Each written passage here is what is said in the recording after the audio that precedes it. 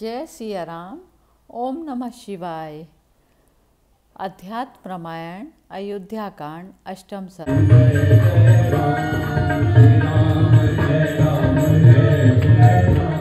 भरत जी का वन को प्रस्थान, मार्ग में गुह्य और भारद्वाज से भेंट तथा चित्रकूट दर्शन। श्री महादेव जी पार्वती जी से बोले, एक दिन मुनीश्वरों के सहित मंत्रियों से घिरे हुए भगवान वशिष्ठ जी देव सभा के सदृश राजसभा में आए। वहाँ दूसरे ब्रह्मा जी के समान आसन पर विराजमान श्री वशिष्ठ जी ने भाई शत्रुघ्न के सहित भरत जी को बुलाकर आसन पर बैठाया और उन शत्रुदमन भरत जी से इस प्रकार देव कालोचित वाक्यों से कहा, वत्स, तुम्हारे पिता के कथनानुसार आज हम तुम्हें राजपद पर अभिषेक करेंगे। हे पुरुषश्रेष्ठ, कैकेयी ने तुम्हारे लिए राजा दशरथ से राज्य मांगा था। राजा सत्यपरायण थे, इसलिए प्रतिज्ञा करने के कारण उन्होंने उसे दे दिया। अतः मुनिजनों द्वारा मंत्र उच्चार पूर्वक आज तुम्हारा अभिषेक होना चाहिए। यह सुनकर भरत जी बोले, हे मुनिनाथ, राज्य से मेरा क्या प्रयोजन है? महाराज राम ही राजा अधिराज हैं, हम तो उन्हीं के दास हैं। कल प्रातःकाल राम जी को लाने के लिए हम शीघ्र ही वन को जाएंगे। मैं आज आप सब लोग और राक्षसी कैकेयी के सिवा अन्य सब माताएं ये सभी वन को चलेंगे। मैं क्या करूं? मैं तो इस नाम मात्र की माता कैकेयी को अभी मार डालता, किंतु श्री रघुनाथ जी मुझ स्त्री हत्यारे को क्षमा ना करेंगे।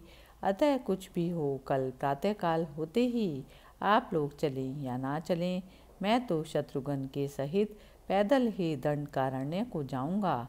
हे मुने, जिस प्रकार राम जी गए हैं उसी प्रकार जब तक रामचंद्र जी ना लौटेंगे तब तक मैं भी शत्रुघ्न के सहित वल्कल वस्त्र और जटाजूट धारण कर कंदमूल फल आदि का भोजन करूंगा और पृथ्वी पर शयन करूंगा। ऐसा निश्चय कर भरत जी मौन हो गए।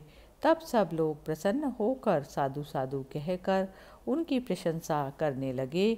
उसके बाद प्रातःकाल होने पर भरत जी के कूच करते समय हाथी और घोड़ों के सहित समस्त सैनिक सुमंत्र की प्रेरणा से उनके साथ चले। कौसल्या आदि महारानियां तथा वशिष्ठ आदि द्विजगण पृथ्वी को आच्छादन करके उनके आगे पीछे और इधर उधर यथा योग्य रीति से चलने लगे। इस प्रकार श्रृंगवेरपुर पहुँचने पर वह महान सेना शत्रुघ्न की प्रेरणा से गंगा तट पर जहाँ तहाँ ठहर गई। भरत का आगमन सुन गुह्य को यह शंका हुई कि भरत बड़ी सेना लेकर आए हैं, अतः ये राम के अनजान में उनका कोई अनिष्ट करने के लिए ना जाते हों। मुझे उनके पास जाकर उनका मर्म जानना चाहिए। यदि उनका भाव ठीक है तो वे भले ही पार चले जाएं, नहीं तो इसके विपरीत उपाय करना पड़ेगा। मेरे जाति वाले अस्त्र शस्त्र लेकर सावधानी से सब और देखते हुए चौकस रहें और सब नावों को खींचकर गंगा के बीच में खड़ी कर दें। इस प्रकार सबको आज्ञा दे गुह्य नाना प्रकार की बहुत सी भेंटें लेकर अपने बहुत से हथियारबंद जाति भाइयों के साथ भरत जी के पास आया। वहाँ उनके सामने सब सामग्री रखकर इधर उधर देखते हुए उसने देखा कि मेघश्याम भरत चीर वस्त्र और जटाजूट धारण किए छोटे भाई तथा मंत्रियों के साथ बैठे हैं। वे राम ही का स्मरण कर रहे हैं और राम नाम का ही जाप कर रहे हैं। यह देखकर उसने पृथ्वी पर सिर रखकर भरत जी को प्रणाम किया और बोला, मैं गुह्य हूँ। भरत जी ने उसे शीघ्र ही उठाकर आदरपूर्वक गाढ़ आलिंगन किया और प्रसन्न मुख से उसके कुशल पूछकर उसके सखा भाव से इस प्रकार बोले, भैया, तुम यहाँ श्री रामचंद्र जी के साथ रह रहे थे और निर्मल हृदय श्री राम ने नेत्रों में जल भरकर तुम्हारा आलिंगन किया था। तुमसे सीता और लक्ष्मण के सहित कमल नयन राम ने वार्तालाप किया, अतः तुम धन्य हो, तुम्हारा जीवन सफल है। हे सुव्रत, तुमने श्री रामचंद्र जी को जहाँ देखा था तुम मुझे वहीं ले चलो। जहाँ वे सीता के सहित सोए थे वह स्थान मुझे दिखाओ। तुम राम के प्रियतम सखा और भाग्यवान भक्त हो। इस प्रकार पुनः पुनः राम का स्मरण करने से भरत जी के नेत्रों में जल भर आया। इस प्रकार विरह व्याकुल हुए वे गुह्य के साथ उस स्थान पर पहुँचे जहाँ रात्रि के समय श्री राम ने निवास किया था। वहाँ जाकर उन्होंने उस कुशा बिछे हुए शयन स्थान को देखा। वह सीता जी के आभूषणों से जड़े हुए सुवर्ण कणों से सुशोभित था। उसे देखकर भरत जी का हृदय दुख से भर आया और वे इस प्रकार विलाप करने लगे। अहो, जो अति सुकुमारी जनक दुलारी सीता राजमहल में कोमल बिछोने से युक्त अति सुंदर रत्नपर्य पर श्री रघुनाथ जी के साथ शयन किया करती थी, वे ही मेरे दोष से श्री रामचंद्र जी के साथ इस कुशाओं पर साथरी पर किस प्रकार क्लेशपूर्वक सोती होंगी। मुझे धिक्कार है जो मैं मूर्तिमान पाप पुंज के समान केकई के गर्भ से उत्पन्न हुआ। हाय, मेरे लिए ही परमात्मा राम को यह क्लेश उठाना पड़ा। और महात्मा लक्ष्मण का जन्म अत्यंत सफल है, जो भगवान राम के वन में रहते समय भी सदा प्रसन्न मन से उन्हीं का अनुसरण करते हैं। जो लोग राम के दास हैं, उनके दासों का दास भी यदि मैं हो जाऊं तो मेरा जन्म सफल हो जाए, इसमें संदेह नहीं। भाई, यदि तुम्हें मालूम हो तो मुझे बताओ कि राम कहाँ हैं। वे जहाँ कहीं भी होंगे मैं उन्हें तुरंत लाने के लिए वहीं जाऊँगा। गुह्य ने उनका चित्त शुद्ध देखकर स्नेहपूर्वक कहा, स्वामिन, आपकी कमल नयन राम, सीता और लक्ष्मण में ऐसी विशुद्ध बुद्धि है, भक्ति है, अतः आप ही धन्य हैं। छोटे भाई लक्ष्मण के सहित श्री राम जी चित्रकूट पर्वत के पास मंदाकिनी नदी के समीप मुनियों के आश्रम में रहते हैं। वहाँ जानकी के सहित भगवान राम आनंद और सुखपूर्वक विराजमान हैं। चलिए शीघ्र ही हम वहाँ चलते हैं। पहले आप लोग यहाँ गंगा जी पार कर लें। ऐसा कहकर उसने तुरंत ही सेना के सहित भरत जी को महानदी गंगा जी से पार करने के लिए 500 नावें मंगवाई और स्वयं एक राजनौका ले आया। उसमें भरत, शत्रुघ्न, राम की माता कौशल्या और वशिष्ठ जी को चढ़ाया तथा एक दूसरी नाव में कैकेयी आदि अन्य राज महिलाओं को सवार किया। इस प्रकार शीघ्र ही गंगा जी को पार कर वे भारद्वाज मुनि के आश्रम की ओर चल पड़े।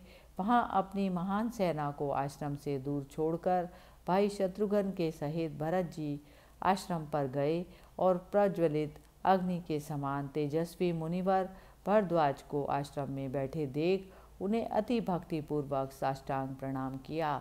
मुनीश्वर को जब यह मालूम हुआ कि वे दशरथ नंदन भरत हैं, तब उन्होंने प्रीतिपूर्वक उनकी पूजा की और उन्हें जटा वल्कल आदि धारण किए देख कुशल प्रश्न के अनंतर पूछा, भाई भरत, राज्य शासन करते हुए तुमने आज यह वल्कल आदि कैसे धारण किए और इस मुनिजन सेवित तपोवन में तुम किस लिए आए हो। भारद्वाज के वचन सुनकर भरत के नेत्रों में जल भरकर आया। भगवान, आप सब जानते हैं, क्योंकि आप सर्व अंतर्यामी हैं, फिर भी आप जो कुछ पूछ रहे हैं वह मेरे ऊपर आपकी कुछ कृपा ही है। कैकेयी ने श्री रामचंद्र जी के राज्य अभिषेक में विघ्न उपस्थित करने वाला और वनवास आदि विषयक जो कुछ कार्य किया है, हे मुनिश्रेष्ठ, आपके चरणों का साक्षी करके कहता हूँ, मुझे उसके विषय में कुछ भी पता नहीं था। ऐसा कह उन्होंने अति आर्चित हो मुनि के चरण युगल पकड़कर कहा, भगवान, आप स्वयं जानते हैं कि मैं दोषी हूँ या निर्दोष। हे स्वामीन, महाराज राम के रहते हुए मुझे राज्य से क्या प्रयोजन है। हे मुनिश्रेष्ठ, मैं तो सदा ही श्री रामचंद्र जी का दास हूँ। अतः हे मुनिनाथ, मैं श्री रामचंद्र जी के पास जाकर उनके चरण कमलों में पढ़कर यह सारी राजपाट की सामग्री उन्हें यहीं सौंप दूंगा तथा वशिष्ठ आदि पुरजन और जनपद वासियों के साथ मिलकर उनका राज्य अभिषेक कर अयोध्या ले जाऊंगा और अति तुच्छ दास के समान उन लक्ष्मीपति की सेवा करूंगा। मुनीश्वर ने भरत जी के ये उदार वचन सुनकर उन्हें हृदय से लगा लिया और विस्मयपूर्वक सिर सूंघकर उनकी प्रशंसा करने लगे और बोले, बेटा, अपने ज्ञान चक्षुओं से मैंने पहले ही यह होने वाली बातें जान ली थी। तुम शोक ना करो, तुम तो लक्ष्मण की अपेक्षा भी राम के परम भक्त हो। हे अनग, मैं सेना के सहित तुम्हारा आतिथ्य सत्कार करना चाहता हूँ। आज सेना सहित तुम यहीं भोजन करो, कल राम के पास जाना। भरत जी ने कहा, आपकी जैसी आज्ञा होगी वही होगा। तब मुनिवर भारद्वाज आचमन कर मौन होकर यज्ञशाला में बैठे। वहाँ बैठकर उन कामप्रद मुनीश्वर ने समस्त कामनाओं को पूर्ण करने वाली कामधेनु का स्मरण किया। तब उस कामधेनु ने इच्छानुसार संपूर्ण अलौकिक भोग प्रस्तुत कर दिए। उसने सेना के सहित भरत जी के संपूर्ण मनोरथों को इस प्रकार पूर्ण किया जिससे वे समस्त सैनिक संतुष्ट हो गए। फिर उन योगी राज ने शास्त्र अनुकूल प्रथम वशिष्ठ जी की पूजा की और उसके बाद सेना के सहित भरत जी को तृप्त किया। इस प्रकार उस स्वर्ग सदृश आश्रम में एक दिन रहकर प्रातःकाल मुनिवर को प्रणाम कर उनकी आज्ञा ले भाई के सहित भरत जी रामचंद्र जी के पास चले। चित्रकूट के निकट पहुँचने पर उन्होंने सैनिकों को दूर खड़ा कर दिया और स्वयं राम दर्शन की लालसा से आगे बढ़े। परंतु भरत जी शत्रुघ्न, सुमंत्र और गुह्य के साथ समस्त तपस्वियों के आश्रम में खोजते खोजते फिर आए, किंतु उन्हें श्री रामचंद्र जी की कुटी कहीं न मिली। तब उन्होंने ऋषि मंडली से पूछा, सीता और लक्ष्मण के सहित श्री रघुनाथ जी कहाँ रहते हैं? उन्होंने कहा, सामने वाले पर्वत के उस और श्री मंदाकिनी के उत्तरीय तट पर वनावली के से सुशोभित राम जी परम रमणीक एकांत कुटी है। वह फल युक्त आम्र वृक्ष, पनस और कदलीगण केले की क्यारियों से घिरी है तथा उसके चारों ओर बहुत से चंपक, कचनार और नाग केसर के भी वृक्ष शोभित हैं। मुनियों के इस प्रकार बतलाने पर भरत जी प्रसन्नतापूर्वक मंत्रियों को साथ लेकर सबसे आगे रघुनाथ जी के निवास स्थान को चल पड़े। आगे बढ़ने पर भाई के सहित भरत जी ने दूर से ही भगवान राम मुनिजन सेवित अति सुंदर और भासमान सुंदर भवन देखा, जिसमें वृक्ष की शाखा पर वल्कल वस्त्र और मृगचर्म टंगे हुए थे और श्री रामचंद्र जी के वास करने के कारण जो परम रमणीक था। इति श्रीमद् अध्यात्म रामायणे उमा महेश्वर संवादे अयोध्या कांडे अष्टम सर्गः समाप्त। हरि ओम तत्सत्। मंगल भवन अमंगलहारी द्रव उसो दशरथ अजीर बिहारी। हरि राम